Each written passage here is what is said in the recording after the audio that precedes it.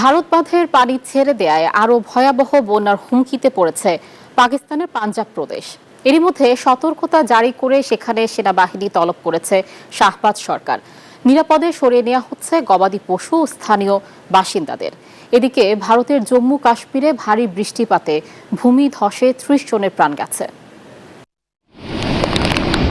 গত কয়েক সপ্তাহে তুমুল বৃষ্টি ও ভয়াবহ বন্যা বিপর্যয় মোকাবেলা করছে ভারত ও পাকিস্তান। জম্মু ও কাশ্মীর সহ ভারতের বিভিন্ন রাজ্যে বন্যা ও ভূমিধসে এরই মধ্যে বেশ কয়েকজনের প্রাণ গেছে। উপচে পড়ছে জম্মু কাশ্মীর রাজ্যের তাইওয়াই সহ রাভি নদীর বাঁধের পানি।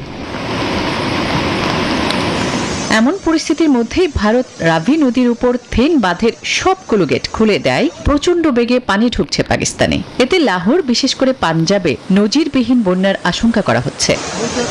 এতেই চিন্তার ভাঁজ পাক প্রধানমন্ত্রী শাহবাজ শরীফের কপালে। পরিস্থিতি মোকাবেলায় পাঞ্জাবে সতর্কতা জারি করেছে তার প্রশাসন। নামানো হয়েছে সেনাবাহিনীও। নিরাপদে সরিয়ে নেওয়া হচ্ছে গবাদি পশু সহ স্থানীয় বাসিন্দাদের।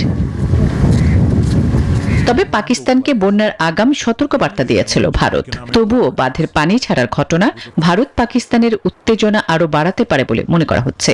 জনবহুল পাঞ্জাব প্রদেশ পাকিস্তানের কৃষি খাতের কেন্দ্রবিন্দু।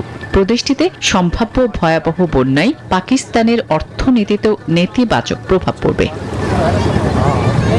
আসমাতুলি, নিউজ 24।